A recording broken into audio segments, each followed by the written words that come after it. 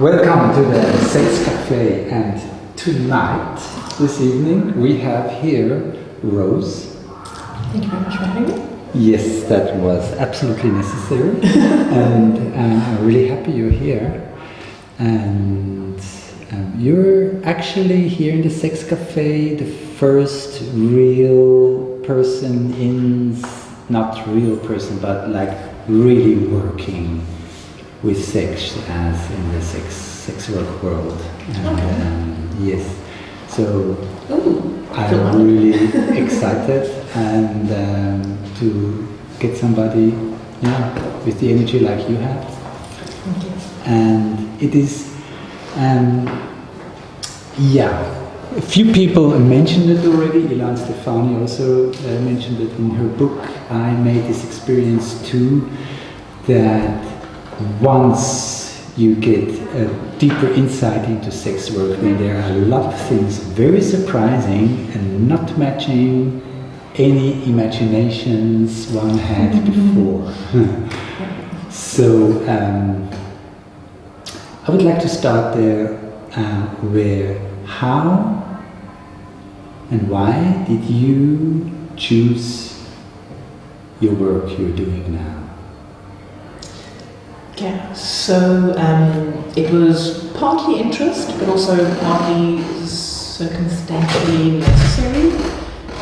Basically, I was in a relationship I was no longer happy in, and same with my partner. The dynamics had changed in a way that no longer suited us, but we didn't really have a way out because I emigrated here just before COVID. So, because of very other complicated life circumstances, I didn't have an employable skill. So coming to somewhere like Switzerland where everyone has at least a diploma in anything, and then coming here during COVID where either there was no work whatsoever, or when that opened up again, everyone that was looking for work was highly skilled and trained and had experience and all of that, and could speak German, all of the things I didn't have. I was kind of in a situation where I couldn't accept the situation I was in, but I didn't know any way to change it otherwise. So I used to be a stripper like 20 odd years ago, so I was like, in the sex work adjacent kind of like life. So I think that made it easier. And I've thought about sex work for years, but never seriously, because it's not a job that I would do in South Africa at all. In fact, now that I've seen the life over here, I wouldn't do it anywhere outside of Switzerland, like maybe Berlin, but just it's a culture of non-violence, essentially, or not of violence. Let's not necessarily take it as far as Buddhism, but it's a very safe society. It's something I wouldn't do elsewhere, but basically, so it was in the back of my mind of there's something I might try out at some point in my life, and then I was kind of in a situation where I can work, so I was like, well, let me take the leap. And in between this time, my partner in South Africa, she's a trauma counselor that's ended up primarily working with sex workers. So I got to hear a lot more about the life. Also the dark side, because that's why you're a trauma counselor, right? But at the same time, that also gave me a lot of tools of how to keep myself more safe than what other people might necessarily have exposure to. So it took me 9 months of preparation, and I seriously over-prepared, but that is my way. I'm somewhat autistic, so that was that. But also, it's a very scary world that either you don't know anything about, or what you do know about it is a very particular type of information. So I took the dive, and I have never been happier in my life. The plan was to do this for 2 years while making an exit strategy to get a different kind of work. And now I hope I can do this until the day I die. Like, I'll make an exit strategy too, because that's just smart. Because, if I break a leg, even if I found the one day I slipped on the ice and hurt my hand, and now I could no longer grip, and I'm like, damn it! Then this hand's too stupid, so I'm like, shit. So, just like, the smallest thing can put you out of work, so an exit strategy is good, but I utterly adore what I do. And I initially also thought that there would be, if I was lucky, the occasional mind-blowing experience, wonderful experience, but I thought it would mostly be mediocre and quite a bit unpleasant to traumatic.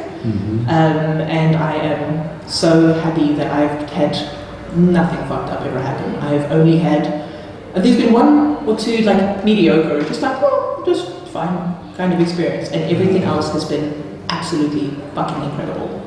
So yeah, I really, really enjoy this life choice. Cool. That's so great to hear that. And how much of to get into this work, how much did you have to do on your own? How much help did you get? So besides the advice that my girlfriend gave me, pretty much everything on your own, because all of the information is so hidden, you don't know where to find it. And the thing is, actually in Switzerland it's one of the best countries for it, because there is an incredible amount of support for us. But because it's such a hidden and unspoken about thing, you don't know about it, you don't know how to find out about it, you don't know what resources you have access to. And I would really like to see that changed. But I know we're going to deep dive into that one a little bit later. But yeah, everything is pretty much on my own and fumbling in the dark, because you don't know what it is that you're looking for, you don't know what resources you have access to. Some people have different stories about different things, like I'm still struggling to find out how to sort out my tax. And I spoke to my tax person before I even started working, and it's been a year now. So there's lots of mixed stories around everything, depending on whether you live in the country or whether you're, what kind of permit you have over here, and how open you are about what you do or not, and whose house you live in and stuff. It's an incredibly complex thing, so depending on your particular circumstance, it's incredibly nuanced. Okay, yeah, I can imagine that. Good. So you're coming from South Africa. You're here in Switzerland. You can imagine Berlin and all that. So even all these countries, it's a free choice of you. So the background of that I make this statement is that a lot of people asked me or told me, this whole sex work, this especially the trafficking and all that, and it's not just, it does not work anything other than like that. So what is your experience in that? Yeah, so I mean, I find it really fascinating and mind-boggling that people bring up sex trafficking in relation to sex work, because just because there's a human involved and there's genitals involved, that's literally where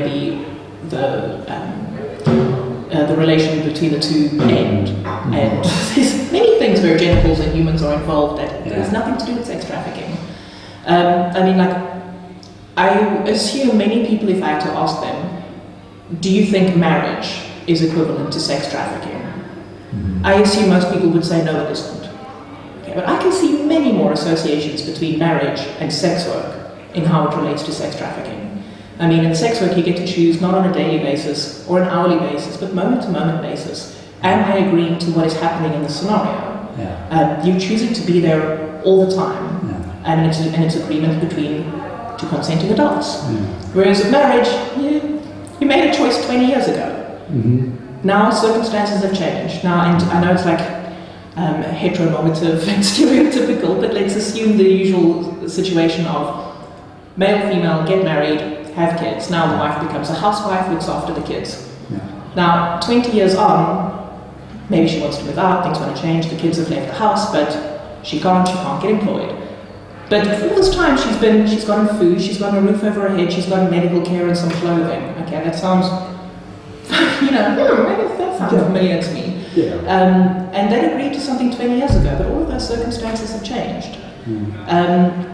And somehow people don't see this as trafficking. And also there's this whole, you must do your wifely duties. I don't know if you're expected to put out a certain amount of sex for this thing to work.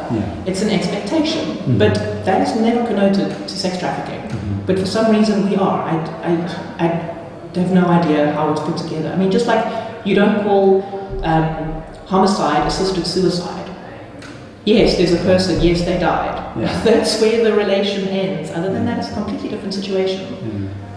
And I've only seen one stat where they showed that when they made sex work legal, then sex trafficking went up. And I'm going to assume, okay, besides, correlation doesn't mean causation, so I'm sure there's many nuanced reasons why that could have happened, but I presume because sex workers then could make themselves more publicly visible, then the kingpins of these situations could go, oh, pick you off, put you in their situation, ship you off to elsewhere. Like, you're just making yourself more visible, and criminals can take advantage of you. It's got nothing to do with being a sex worker. Yeah. And actually, each profession there is also a criminal side to it, and you can change things like on the legal side or illegal side, and people love to see the illegal side. So that's, I don't know why, they just want to see that and not the other one. And I think that's a nice comparison also with, I see so many couples stuck in their marriage, which is really not nice, and they almost don't have. Yeah, they do have choices, but it's really expensive. Yeah. It really costs money. Yeah. Cool. And the other thing is, like, then you're in your work, you're there, you're in the daily business thing rolling on, and there are actually two questions also. There's this one part of your security for your health, and the other one is like your security when you meet people the first time, clients, customers the first time, and then maybe they don't really speak English, or whatever language they speak, and these two things. Like, let's start with the customers, with the clients. How do you deal with that when somebody just slips into your life and you face this person? So in the beginning, it was kind of hard to figure out who to talk to, who to spend more time with, who's dangerous, who's not, or who might be dangerous.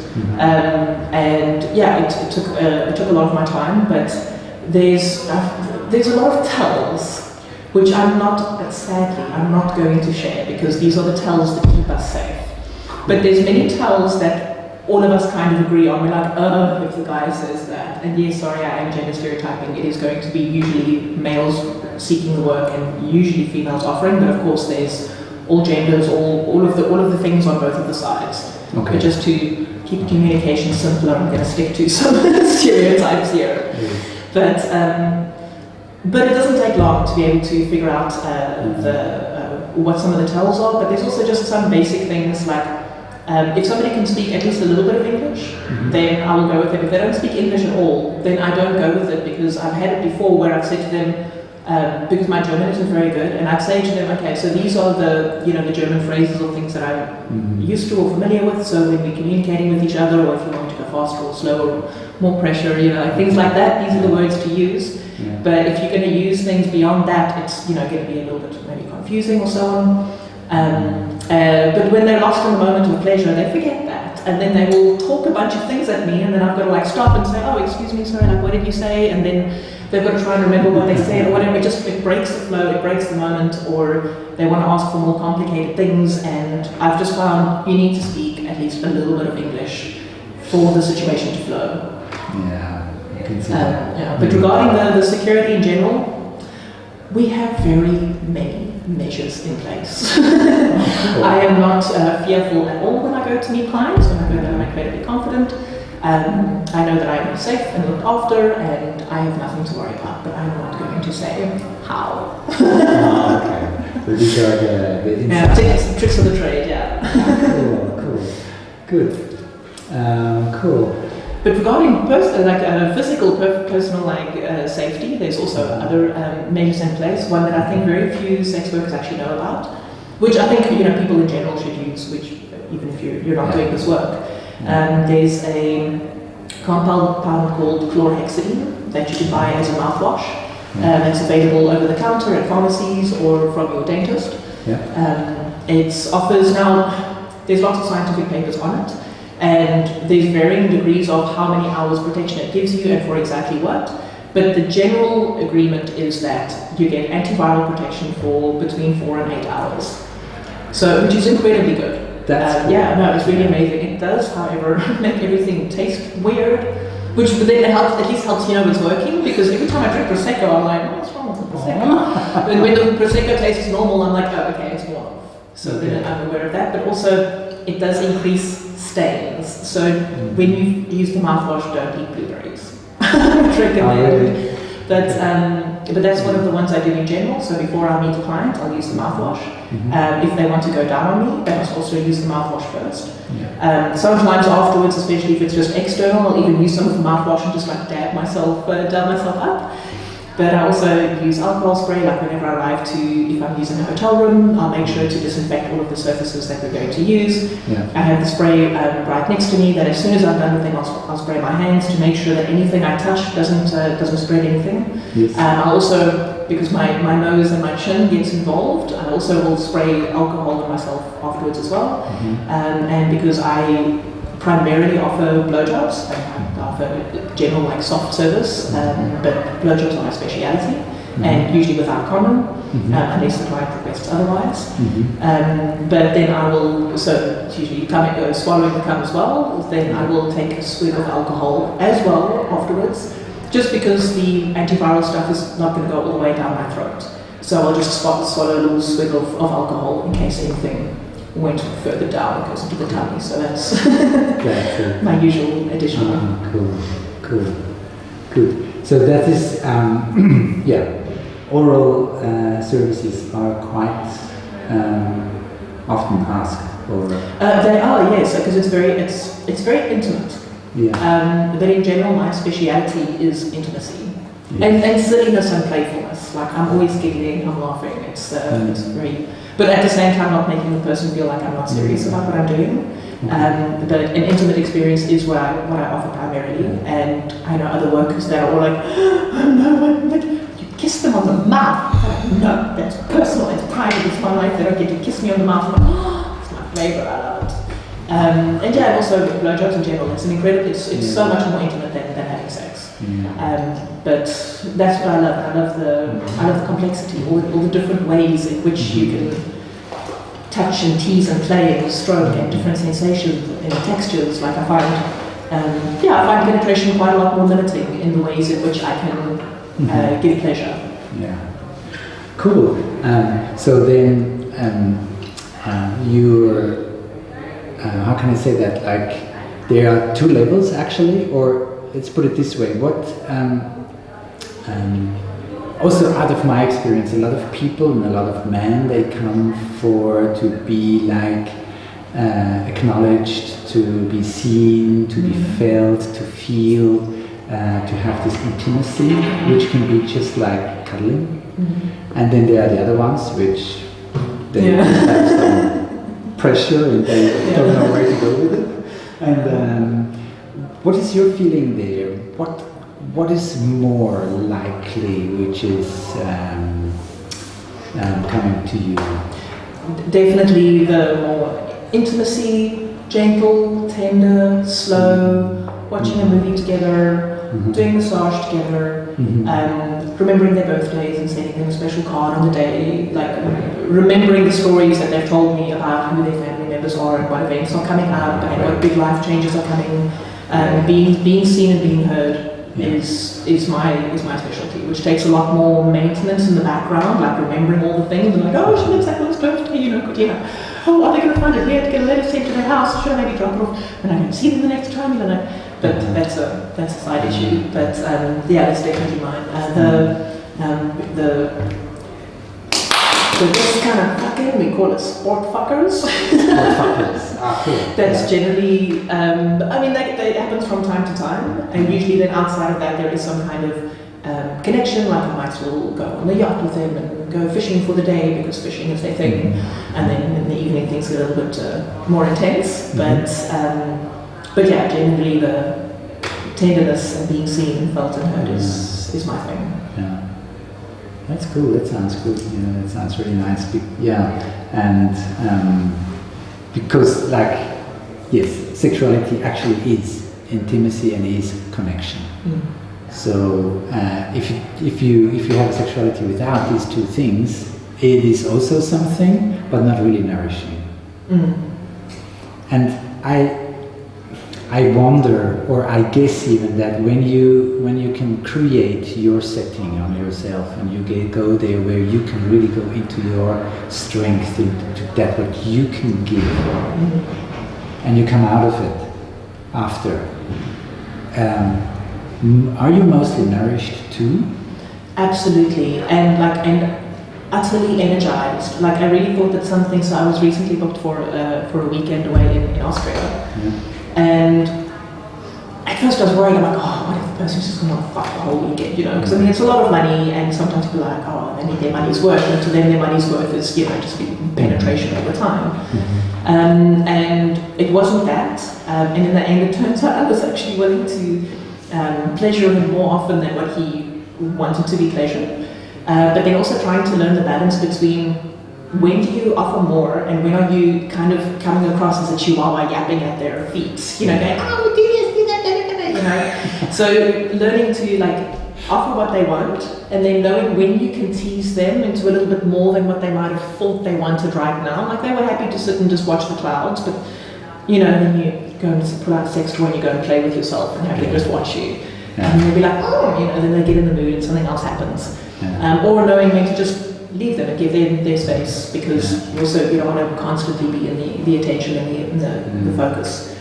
And on this particular trip, the guy was quite happy to mostly just like sit in comfortable silence. So, and I can have a conversation with anyone about anything. I can keep the conversation going, or I know when to turn it on to the other person and get them talking about the things that interest them, and I know when to shut the fuck up and enjoy the silence, because sometimes that's also what they want. And I was sitting there thinking to myself, I'm like, oh wait, like what more can I do for him? And I was like, no, this is not about what I think he wants. This is about what he wants, and I can just put the offers on the table, and he can decide what he wants to do. But he has paid for my entire weekend, so I'm going to give him my full focus this weekend. So even while we weren't necessarily interacting, I was thinking like, oh wait, okay, if we do this thing at that time, or he'd say this thing about that, which means he might like this thing, okay, so then I'll do that thing, oh, okay, then I'll put on that outfit, and then I could do this thing with him. So I was just constantly in my mind making these little plans of how can I bring his pleasure to greater heights. And we ended up on Saturday night, we stayed up till 5 in the morning because he was just like, I don't want this weekend to end, and he's like, in the moment I go to bed, it's going to be over. So we just stayed up till 5. I got 2 hours sleep. I still woke him up with a blowjob and then ran over to go and fetch him some breakfast coffee, so while he was relaxing he could then get his breakfast coffee. And then on the way home, like I'd hardly slept the weekend, and I'd been busy the whole time. I thought I was going to be exhausted and wiped out and just like not in the mood for people, but I was so energized. I'm like, I want to go and do stuff. I want to go for a hike. Let me meet my friends. And I was texting my friends like, hey, you want to do this stuff? Like, it was so amazing to see. Like this job is my calling. I adore it. I really do. That really touches me to hear that. This is so beautiful. Awesome. Yes, it's because.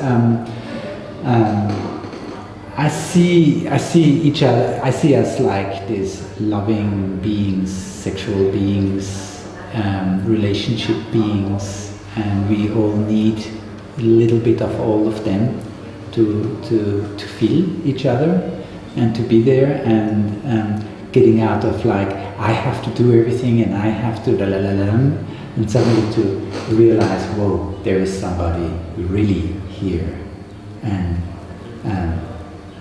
gives, as soon as feeling comes up of this being gives more than she or he is actually should do, like it goes this extra bit more, which says, whoa, I must be really somebody important somehow, so that, and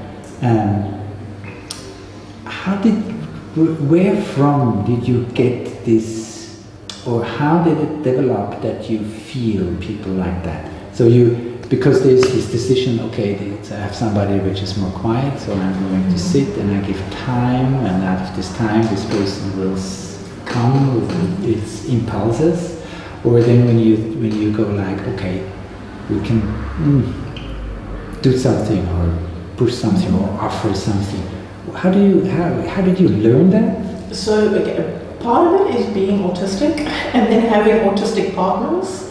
So becoming incredibly specific in not only your communication but in how you interact with people. And also, like, at my core, I'm a people pleaser. And I was a very lonely child. Like, I never thought about it before, but I was reading an article the one day recently about the signs of somebody with a lonely childhood, and I was just curious because I like to gather this information, this psychology stuff. And as I was reading through the list, I'm like, oh my god, that's me. And then I thought back to my childhood, and I'm like, no, wait, I remember, like, yeah, kids, I was the youngest one, so nobody ever wanted to play with me. My mother didn't really want to be a mother in the first place, and they always shooed me out the house. And yeah, I spent most of my time just on my own, and the kids were always teasing me and never wanted to be my friends and stuff. So you develop an acute sense of reading other people's behaviors. And then also growing up in Africa, where, yeah, a situation can turn dangerous, violent very quickly. So you're constantly aware of it. Like, it's amazing if I walk down the street, sometimes I'll pass someone, and then a little while later, it turns out that's my client. And I'm like, wait, weren't you 5 blocks back on that corner? And he's like, how do you remember that? I'm like, because I was paying attention to absolutely everyone and everything around me the whole time. Yeah. So, yeah, then you kind of put them all together, and then you just become acutely aware to those things. And it's actually one of the things that's developed in me since doing this work, because I used to I've had a very complicated history with sex and sexuality and homosexuality, and there's been a lot of unpleasantness around it. And through this work, I've healed an insane amount. I can't even tell you how good this has been for me on how many levels. And it's allowed me to open up a space in myself where I want to give more sexually and sensually. Whereas before, I kept going like, how can I give them just enough that they'll leave me alone? You know, how can I go along with this because, you know, like, oh, I'm like, oh, fine, I'm back in this situation, shit, okay, what did I do to end up in it right now? And just always just giving the least I can to make the situation go away. And now having this change in me where I look for any possible moment to maximize the pleasure and maximize the experience. I had a client the other night who was busy standing behind me. First was he like flogging me, and my eyes were closed, and after a moment I felt something on my arm, and I realized he'd come to stand at my side so that he could flog me from a different angle. But I noticed what I'm feeling on my arm is his dick. So I sit there and I start sucking his dick while he's, you know, like busy on my hand. Like, there's no reason why I had to, you know, he could have done his thing. The plan was right now you flog me, but I'm like, there's a dick, stupid out over that, you know, like. Absolutely, any moment to maximize pleasure is my current goal, and I've taken to this industry like a duck to water. Wow, great! This is that's great. So I am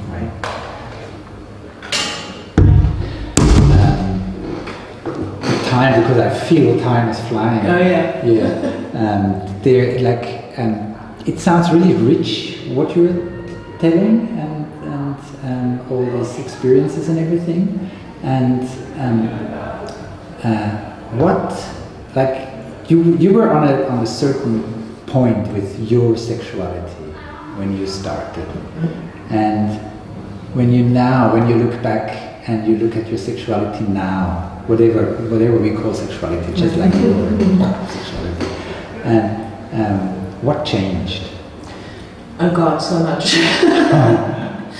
I mean, even just literally from a sensory point of view, like how I interact with my body, like now how much of a sensual organ my skin is. Like I can sit and just stroke my skin and go into insane heights of pleasure. Like I tell people that my back is basically one giant clit. Okay. And when they're like, oh, what can I do to make you happy? I'm like, just tickle my back. And they're like, no, really, what? I'm like, no, really, just tickle my back. And then they start tickling my back and they see me squirm and getting wet and moaning like in a way that they wouldn't probably get right in any other kind of way. They're like, damn, I never knew somebody could get so much pleasure from this. And just from that point of view, really connected. But also I'm currently doing training at the Sexological Bodywork Institute. And I started there just over a year ago with a year-long course, but then found that my German wasn't good enough to keep up with the course, so I asked them if I could come back the following year. But in one of the exercises there, they it was like a vaginal exploration. Yeah. And the woman like had her fingers inside me internally, and it's very like almost clinical in a sense. They'd be like, okay, I'm like 5 centimeters in, I'm at 6 o'clock, and I've got medium pressure. And the texture feels like this, and there's a hard point there. You know, it's really super clinical. But it's interesting because then you can build like a mental map of yourself internally, because then they hit on a spot that feels good, and you're like, oh, okay, 7 centimeters in, 6:30, medium and a half pressure. There's a good spot, you know. So it's like that. But when she did this, I'm like, I don't feel anything. She's actually like, hard. So I'm like, yeah, sure. So she's like, now I'm like, no, still not. So she goes harder, and then she keeps asking me, and after a while I'm like, look, just keep going harder, and I'll tell you when to stop. And then there's this long, long silence, and she's like, harder? I'm like, okay, I suspect you're pressing really hard. She's like, incredibly hard. My finger is cramping. I'm like, I don't feel a damn thing. Like literally, from the vaginal entrance on, it was dead inside. So it was, I mean, both sad but also validating. Where I was like, oh, okay, all this past trauma and shit I had, I'm not making that shit up. There really is this stuff and this connection to my body. And now this year, when we did the same exercise, there's like 75% back. Sensation is back. Like most of it internally, I can feel like I've really connected with myself. I have a confidence and a comfort in sexuality and going into sexual spaces that I didn't have before. Like I said before, I was either apprehensive or actively pushing these experiences away, which hurt a lot of my relationships as well. And yeah, led to some complicated scenarios. And now that I seek these out, it's so satisfying for me to be in a space where I hunger for it. The thing that now I find is missing is, while I do consent to be in these spaces, the primary focus is still the other person and their needs. And so it's always, while it's something that I'm agreeing to do and it's something I want to do, and if I get satisfied, which happens more often than one would think, then that's just a really nice bonus, but it's never the goal. And so I would like to have partners on the side here personally, because my partner being in South Africa makes it a bit harder. But I would like to have both a male and female partner over here, or somebody that I can have a more long-term connection with, because it is also it's also interesting to go into these spaces with somebody that's a complete stranger, because people usually know a one-night stand tends to not be the best sex of your life. So, but you've got to find a way. That's also why you've got to read the person so well, is how do I make the best out of this? If this might be the only time I'm ever going to see you. I don't know your background. I don't know your favorite spots. I don't know what you don't like yet. I mean, you have a brief conversation beforehand, but usually those kinds of things take years to build up. And you just have to know how to do it fast. But so basically, as much as I absolutely adore seeing to the needs of others, like I said, people pleaser to my core, but I'm now at the point where I finally gone, actually, what do I want? Because like people ask me, what are you into? And I'm like, suck and fuck. Like, you think I'm super kinky, and I'm like, I'm really not. Like, missionary position, doggy style, and blowjobs, that's my happy place. But I'm like, what if I am into more? And I'm like, I don't know, because I don't get the time to pursue that. Or even if there is, it's not necessarily the time, I suppose it's more inclination. But like when you're seeing guys the whole time, and when I'm not seeing them, I want to be alone. Now, if on my private life, I need to start also texting guys, you know, to like get this other thing going on. It just becomes like, there's just too much friction between those 2 points. So I know it's important for me. I know it's important for me to be in the position of deciding that my pleasure is the focal point for the evening. And it's even, I mean, I would like to get a sex worker for it as well, to go, actually, fuck, I'm just going to pay you to make this happen. Just do these things, or let's figure the things out, or go to a kink party and try stuff out and go like, you know, what worked out for me, what didn't. So that's, I think, the only thing that's missing is just now just the power dynamic switch is what's currently something that I'd like to explore.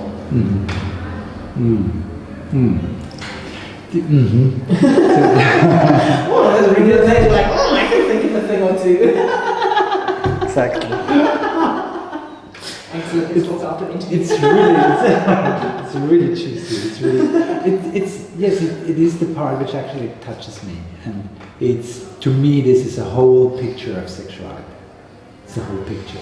And I can imagine very well that a lot of, and this is the really beautiful part, that a lot of clients, they go home with a special experience of, whoa, I have a heart, whoa, I can feel, whoa, I have a skin which feels. So, and this is what you say, that when you can touch yourself almost anywhere and you get the whole sensation. That's actually what the skin is here for. You know? So we can feel anywhere. There is not one spot on our body which does not feel, outside and inside. And that's really great. And all these things you figured out and experienced in your work. Definitely the work opened me up to it. And so partly doing the work and then also doing the sexological bodywork course itself specifically, because the ways in which they have you interact with your body in ways you wouldn't have thought to do it, because I wouldn't think of interacting with my body in a clinical manner. I mean, who the fuck does that? You know? Yeah. But then when you realize, actually, if you separate yourself in that way and just become this observer, you can see things quite differently, and you would do things to yourself in a way that you wouldn't have expected. And you think, well, I don't think that's a sexual or a sensual move, but for science, let's give it a try. And then you're like, that's actually very nice. Especially since we know that in these parts a lot of trauma is really in the cell, in the body, programmed and all that. And good. Now, okay, what I really can hear out of what you're saying, this is really beautiful, is like, actually you have a love relationship with your clients. Absolutely. Like I love every single client that I have in my own way. Like I feel whenever I'm with them, like, I love you. Thank you. Because you chose me today, I get to live the life of my choosing. I live independently. I decide what I do every day. I have time to spend with my cats or my art projects or my work. I live a life I never would have that would never have been possible to me before. And it's all because they chose me. So to my core, I love them.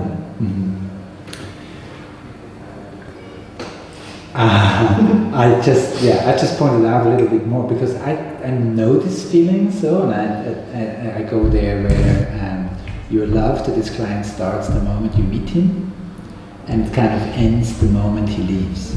Well, the physical part of it does, but I mean, my love and appreciation for them goes beyond that. And then I tell my friends, like, this is obviously keeping identifying information out of it. But I'm like, this is so amazing, this thing happened, that thing happened, and then we did that, and I look forward to the next time. Or like remembering when their birthdays are, how I need to prepare, or remember, make a note, they like this thing, I must do that thing to them next time, maybe I must bring this thing along. Like, there's things definitely get carried on afterwards. Good. Okay, and then, that's the one part. So, and then there are relationships also. So how is that wave going? The main question there is, how does your relationship, how does your this being which is with you, how do they react on all the energy and love you give in your work? Well, so luckily, even before I started this, love is my thing. Love is my special power, it's my superpower.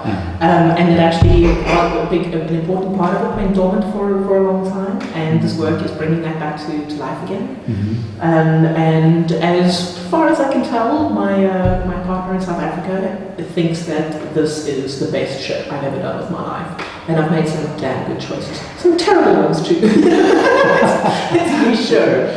But she is just constantly complimenting me on the changes in me and the different growth. And I haven't seen her in, I think almost 2 years now, but I'm going to be seeing her at the end of December. And we are both very excited about the things that we can do together, and also trying to find out, also using these exercises from the Sexological Bodywork Institute of what can we do online to start reconnecting sexually in a different way and exploring each other and finding, giving one another instructions over online, or maybe we both have a feather, and then the one copies what the other one is doing while we trace it over our body, so you can kind of have this shared sensory experience. Yes. So finding all these little different experiments that allows us to expand our sensual and sexual connection in a way that we never had before. And yeah, just the empowerment that I've had, the independence. She is very fucking happy with this choice that I've made. Yeah. Great. But I do think if I had to find look for a partner, it's not something that I'm looking for. I mean, the relationship that I ended recently was a 14-year relationship. So I'm in no hurry.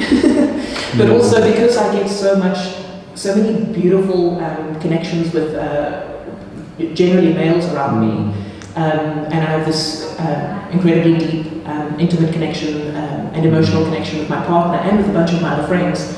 I don't feel like I'm lacking in anywhere. I don't feel that there's something that I need to have in this place, and also I like living alone, I like spending time alone, so there's nothing that feels like it's missing. But I am sure that when the time came, if I wanted to change that, it will be a little bit of a challenge.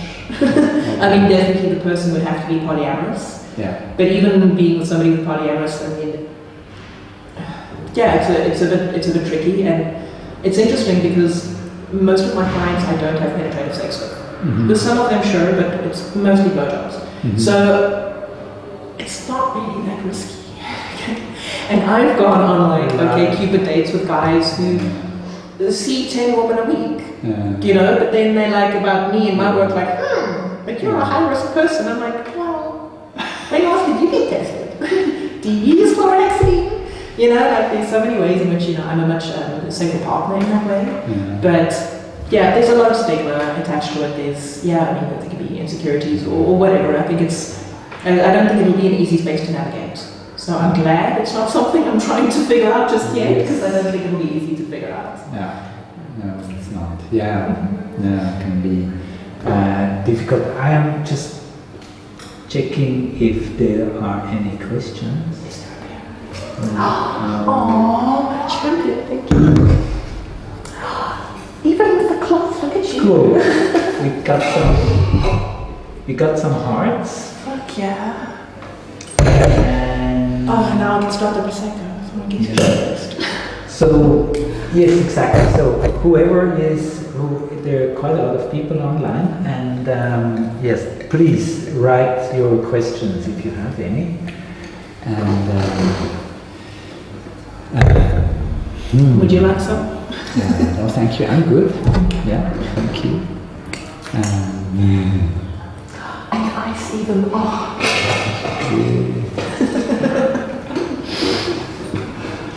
Cool.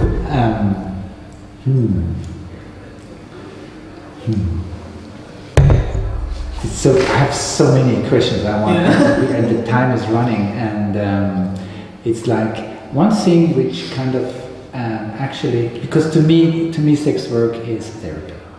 So people can tell me what they want to, it's therapy. And when I listen to you, I'm totally even more convinced that it's therapy. And we need that anyway in our sexuality. So to find out what is my sexuality, how does it work, and to me, one of the main parts is that a majority out there is sex is penetration. And when usually the penis and vagina, that's where they limit it. That this is the bubble. PIV is all that sex is. Exactly. So when that didn't happen, it was not sex. So this part, and then now listening to you and opening all this up and train your body to feel more. It goes there where you can have a lot of joy and fun without penetration. A lot, maybe even a bit more. No, absolutely. I mean, so many times, like I say to clients, because so many guys are worried about not getting it up. And I'm like, okay, for one, you have no idea how often that happens. Really, it's extremely common. It's not a big deal. And secondly, there is so much fun to be had with either a flaccid penis or no penis whatsoever. Like, so what? That can happen fine. We do other things. it really just expands your the possibilities so much more, which is why I like that my angle is more this playful silliness kind of thing, where it's let's not make it the serious PIV fucking right now. It's like, no, like, let me see what I can do to your ears, you know, like, or what can I do with a piece of string? Yes. We've discovered recently, string is king. Oh my god, I can't tell you the most amazing shit you can do with string. Well, for one, I discovered that I can stroke my own back. So I put like tie strings onto the strings, and then I can sit and I can tickle my back, and then I can just like have orgasms by myself. Or if you are going to take it down to genitalia, taking the string and then it's going to sound not very sexy, but sort of flossing your asshole.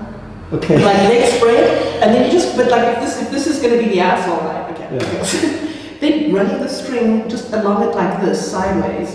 Oh my god, and from there, like running it up the testicles as well, like, oh. Yeah, no, it's really, you can do many things with it.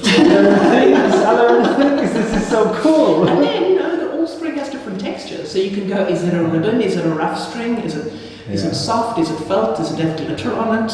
Yes, all of these offer a variety of options. You can use chain, and then you can put the chain in the freezer first, or you can put it into hot water. Like, man, and you can get into places you can't normally get to. I was just checking in my mind what kind of strings I have at home. It's ready. That's beautiful. That's so beautiful. And what kind of bites me a little bit there is that this beautiful, wonderful world which opens up, and there is no there's no guided or accompanied way to go in there. There's no support actually. Yeah. So, and this kind of bites me a little bit, which should be different. Yeah, no, really, like, there is a really big need for a school to educate us, because this is a profession, just like any other profession. Like, you don't just take somebody that wants to be an engineer and throw them into a building site and say, there, you can run with it. Or put a wannabe scientist into a lab and go, cool, make some shit. I mean, they're going to go blind and they're going to blow the building up. Then you don't shut science down. You go, oh shit, we need to educate you. How do you put these things together? How do you do this safely? What are your resources? How do you access these things? And there really just isn't any of that. And even though I came into this industry with 9 months of prep work, which, you know, most people are often not afforded, but in some cases it's, you know, kind of thrown in. And I had the wonderful resource of my partner, with her having heard how things went wrong. So I got to learn along the way, okay, if this happens then blah blah blah. And people don't have that. And now here in Switzerland it's amazing because it's legal and it's incredibly well supported. Like, I can't tell you how many government departments there are. I mean, there's a branch of the police only for us. There's tax divisions just for us. And well, for us and for vulnerable women, so immigrants and stuff as well. And how are we going to know about this stuff? Like, it's all, because everything is so, even though it's legal here, it's still under the radar, it's still unspoken about. You can't really know how to figure the things out. Not, depending on where you go, they're not as educated on the topic, like, say, regarding when I was trying to figure out my tax. There's so many nuances. And we don't get to know about that. And it would make the world of difference. Like, I mean, there is so much that I can just show about how I got into this, what are the danger signs, how do you keep yourself safe, how is it different from canton to canton, how is it different depending on what your legal status is over here, depending on what kind of services you offer. If you offer these kind of services, where do you buy needles if you want to do suturing? Like, what medical professionals will teach you that in a BDSM kind of setting? I mean, I know a domina who's incredibly well established, and she cannot find where to learn how to do suturing. So it's like, well, if you're going to do that, it's pretty serious. You should know how to stitch a person up well. And she can't find out where she needs to be able to learn these skills. And also, it's incredibly expensive. Like, anything relating to this job is fuck expensive. So when you don't know what you're doing, if you're lucky enough to have the money to just sort of throw it at the problem and see what sticks, then fine. But that is a very costly and time-intensive way to figure out what it is that you need to be doing. Like, in the beginning, I was spending, sometimes, like, I was working for like 27-hour shifts. It was insane on a very regular basis. And I just had, I was doing all of the things I possibly could. And now I found my little niche, I found my little sliver. I know where to advertise, when to advertise. I know I can tell within usually one, but maximum 3 messages if something's going to work out for the client or not. So I can save myself a lot of time. There's some very obvious red flags. There's some orange flags, depending on your mood or the circumstance. Might swing this way or that way. But it's taken me only a year to really refine these things down. And I think like a lot of women get into very dangerous situations because they don't have any training. They don't know what they're supposed to do. They don't know what the warning signs are. They don't know what their rights with the police are. So they'll end up putting themselves in vulnerable positions because they don't know they have certain rights. They give their power away to other people, or to clients, or to the pimps, or whomever the case is. And if they'd just been given an education, it would have been a completely different story. So there really is a desperate need for this. I mean, I don't know why you would educate anyone else in their profession, but not in this one. Yes. And also, I mean, we need some counselling training. I mean, so there's so much stuff that comes up in this that really, and there are so many topics that the school could cover. Really, it could be a full curriculum for sure.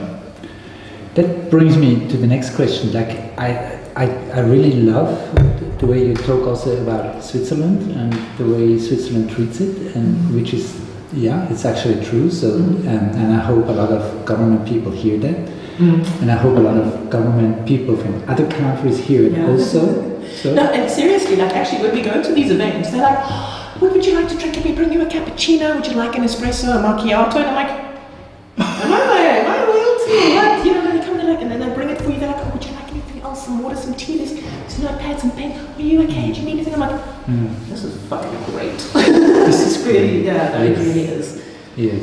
And I mean, in some of the venues, we can also use them to be able to give our own workshops, or when we meet up with other sex workers, that we can talk and share, information, because that's all that that we've got each other to talk to, because we don't have a school to use for this. And then they let us use, they give us the key, and then we've got to sign in and sign out, but we get to use their venue with all the things. So it's incredibly well supported. I feel like I get treated like a goddess over here. It's insane. Great. That's cool. That's really nice. And actually brings me to another. Oh, we have 1 minute. You're being so Swiss. We make it a long minute.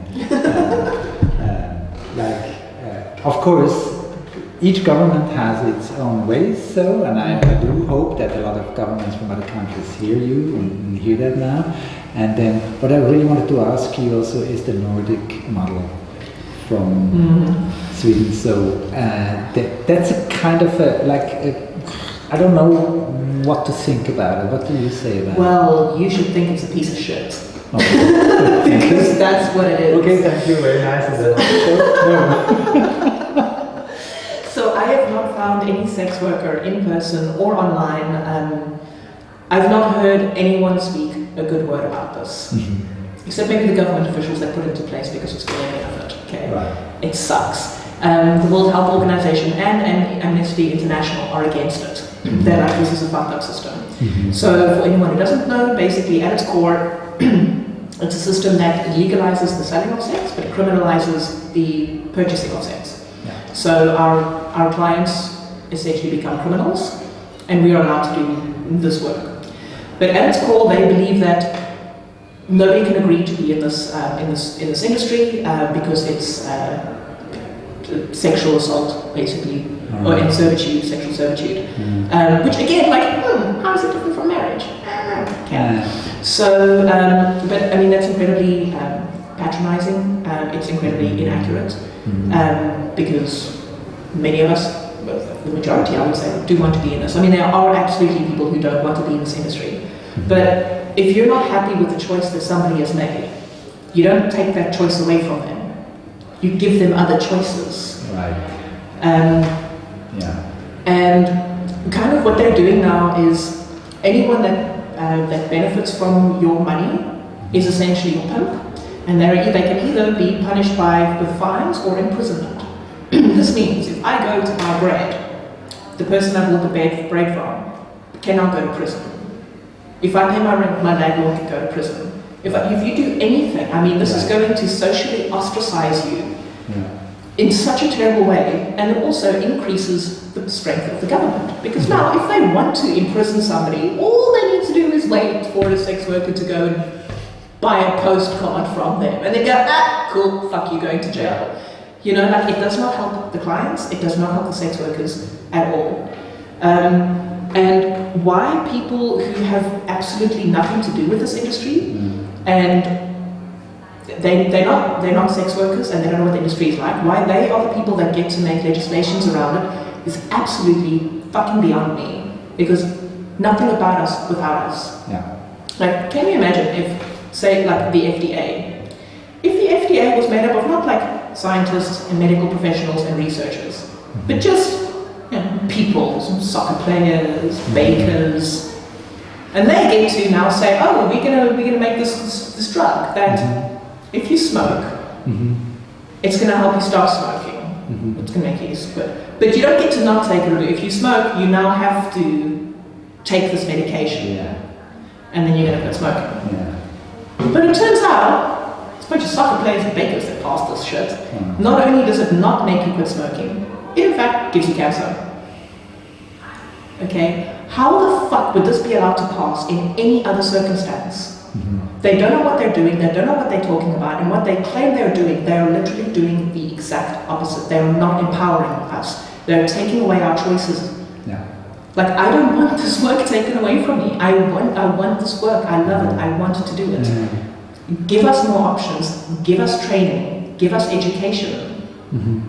Rights, not rescue. That's what we need. Yes. That's definitely one of the basics for a healthy society. Definitely. And not to, it's kind of, it's very much kind of a hidden, it's a work against sex work, and it's hidden under this coat of, oh, we want the best. And it's exactly that there are people deciding things which have no idea how it works.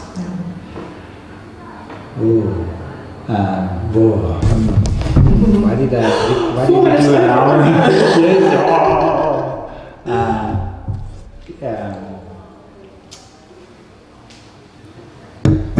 Cool. Maybe. Oh yes, here.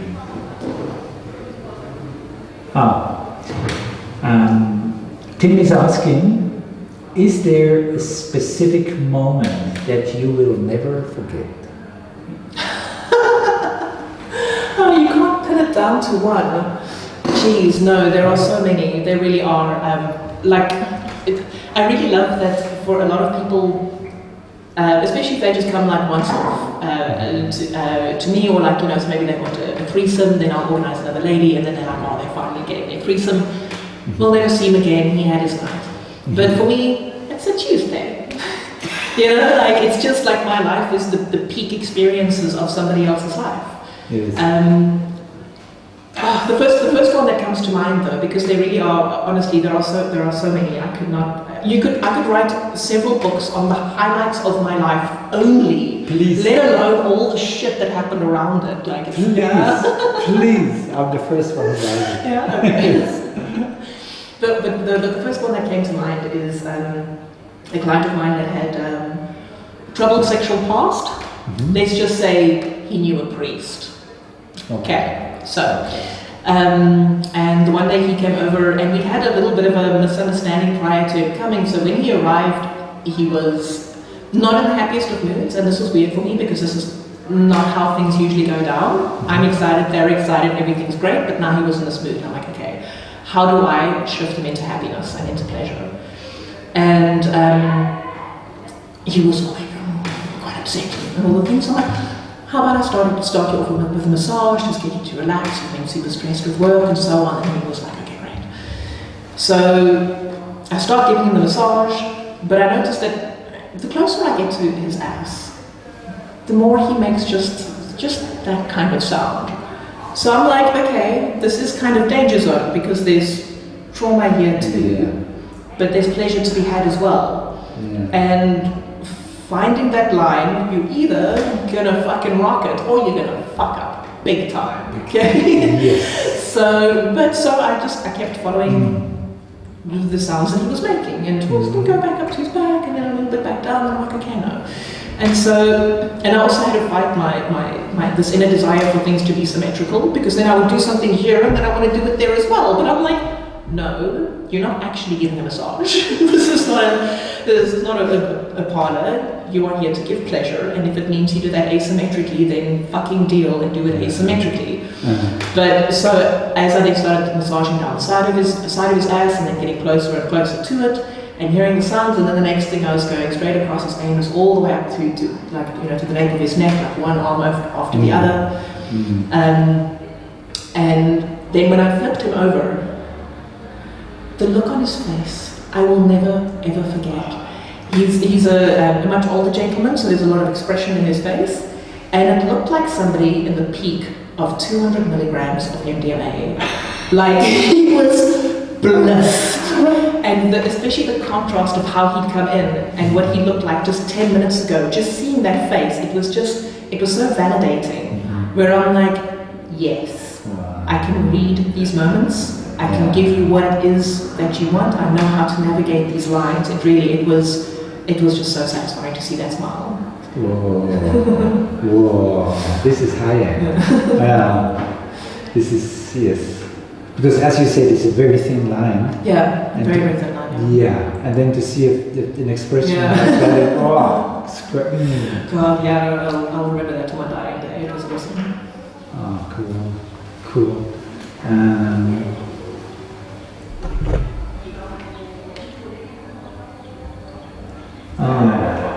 Okay, yeah, I think I guess that's unfortunately maybe the last one. Do you have questions in the audience? Yeah, do you have questions? You're all happy? All happy, all set? Good? All answered. Yeah. Oh, well, excellent. Okay. Yes, this is, yeah, I bring it in.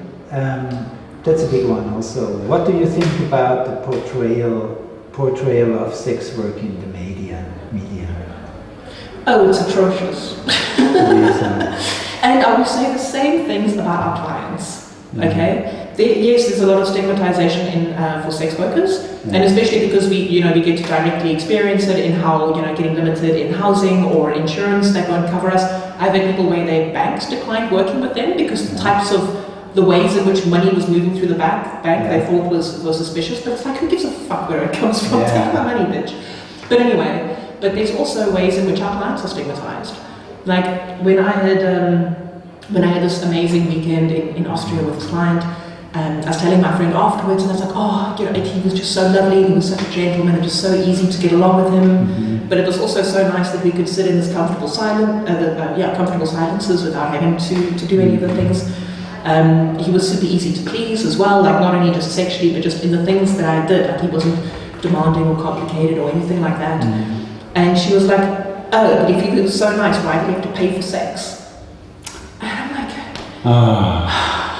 please. Like there's so many reasons why somebody would use a sex worker, and that they're unfuckable is just, I've never encountered that. I've never had that in one of my clients. I mean, for me, I also specialize in autistic people, birds of a feather. But, do they have extra sensory problems, like, do I have to dim the lights in a certain way, or make sure that the perfumes aren't too strong, or something like that, just these different types of requirements. But they're not necessarily the most socially adept. Right. They can be, no reason for them not to be, but sometimes they aren't. Yeah. So it could just be that, or they work incredibly hard. Or, I mean, in the case of the client, he recently broke up, but he wanted to spend the weekend at this place. And he's like, well, I don't want to do it alone, so I'm just going to get somebody to join me. Sometimes somebody just wants company. Sometimes they want more sex than what their partner can give. Maybe they've been married for many years, and, that part of the things have just dried up. Maybe they just get off on paying someone. There's so many the ways and options and things, and I really wish that from both sides that it would stop being so stereotyped. And I mean, these stories of the terrible background and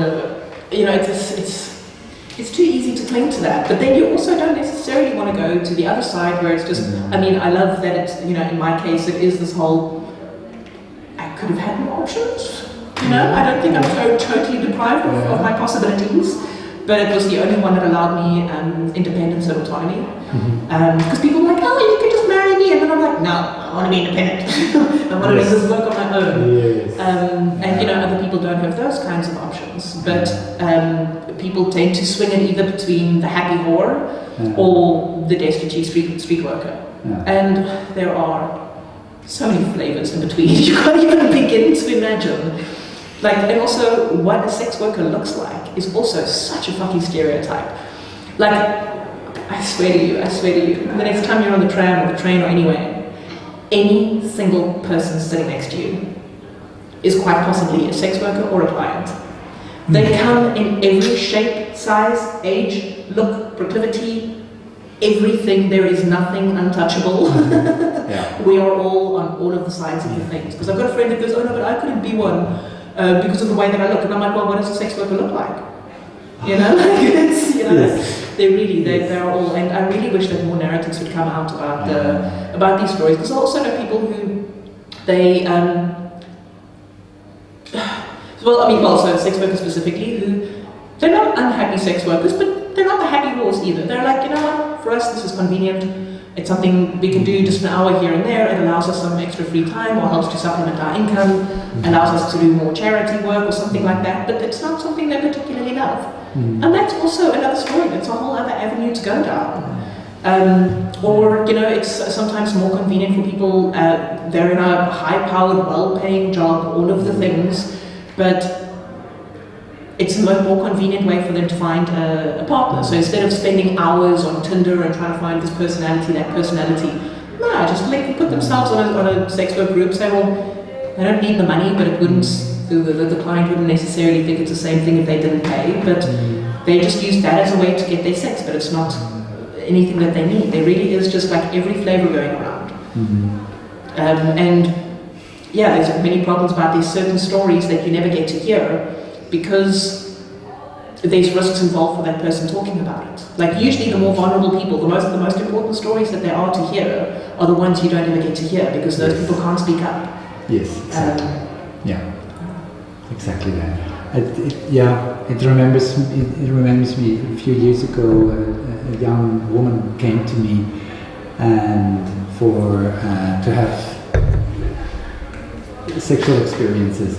And the point was that she had an accident and she lost her eyesight. And she said from the day on she was blind, sexuality was gone. No chance to get anywhere, any sexuality. And it really touched me also. I thought, what's going on out there? And these are these stories too. If I don't care, I'm not really Swiss, I'm not happy. Fuck your time. Fuck your time.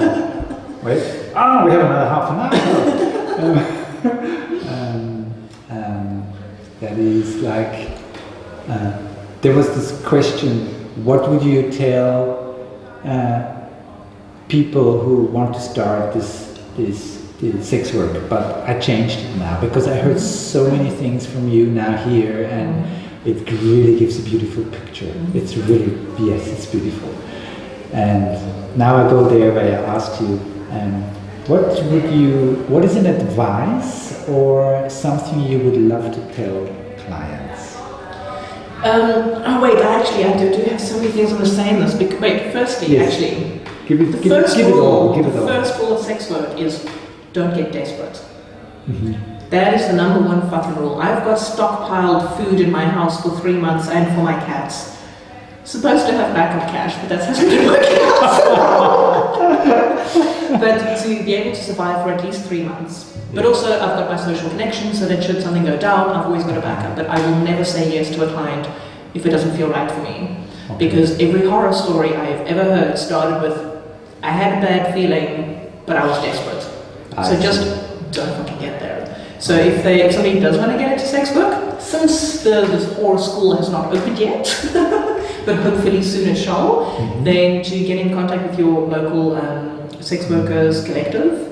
Most places should have it, although it might be a little bit of a tricky thing to figure out where and who and how it is, depending on which part of the world you're in and what the legal system is in that particular area. But definitely that. Then find a good therapist, because if you don't need to sort some stuff out before you start, you might have to sort some stuff out later. Yes. Put out there. I'm glad it hasn't happened to me, but I'm aware that this is a reality, and knowing that it is possibly going to be a risk. So how do you steer clear of it? But honestly, getting in contact with your with the sex workers collective or some kind of support system that's sex worker positive. Yeah. Well, but that actually involves sex workers, not just people that say, hey, it's cool that you do the work. You need the sex workers, so they can give you tips and tricks. What are the red flags? What are the orange flags? Because there's a lot of them that's pretty universal. We've kind of all agreed on going, oh, that's some pretty fucked up shit. So how to stay safe in that degree. But then advice regarding clients. That's a good one, because actually the advice that I would give away some of the red flags. But for one, in general, pay the worker the moment that they arrive. So, I mean, I know I had in the beginning where I wasn't sure if they were going to, blah, blah, blah, and then one story happened, the guy ended up paying me a month later.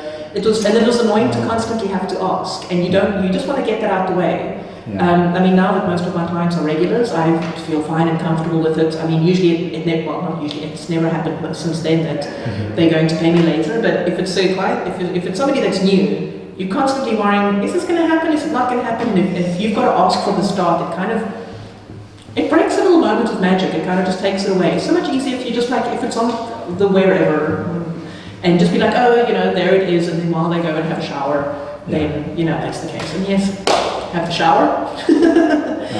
Always have the shower. I mean, even now in summer, even if I had the shower before I left my house, I will have the shower again when I arrive. Preferably no longer than 30 minutes, but in summer, no longer than 5 minutes. That's what you want. Let's be real. Another, just in general, there's a good rule, which is hair in the mouth doesn't feel good. So shave anywhere that you want someone to lick you. So if you want someone to lick your armpits, shave it. It's fine. I mean, I find personally with balls, if there's a bit of hair, that's fine, but if it's so long that it's going to start matting in your mouth, it actually limits how many things you can do to it. Yes. They can just trim it, not so short that you're going to razor burn your face when you do it. It needs to be completely clean.